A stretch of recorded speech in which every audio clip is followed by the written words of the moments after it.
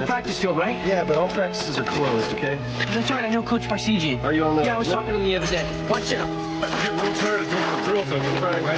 I saw the coach walking by, wanted to run after him and catch up, but as soon as I started moving, a player knocked me down. The coach held me up, telling me to be careful. I quickly got back on my feet and followed the coach. Anything I can do to help the team, just let me know.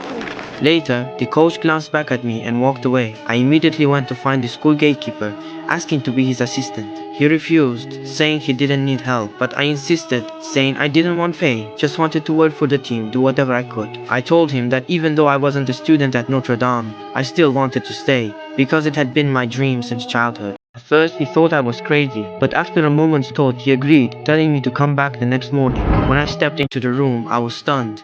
It was the locker room of my favorite team. I pulled up a stool to stand on, recreating the scene. A moment from my childhood memories, a moment that would forever define a legendary team. The custodian watched me quietly, finally understanding my genuine love for this team and for football. The next day, I learned the school had a club responsible for painting helmets before games. I was overjoyed, signing up on the spot.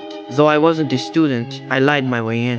That night, over drinks, I told the girl about my dream. If I could earn enough credits, maybe I could get into Notre Dame. When she heard this, her smile vanished. Angry at my lie, she tried to leave. I desperately tried to keep her, begging her to forget what I'd said, but she wouldn't listen and turned to walk away. Before I could even feel sad, what truly troubled me now was the football game ticket. I only had $10, far from enough to buy one. I'd always dreamed of watching a game inside the stadium, but with just $10 in my pocket, I had no choice but to leave.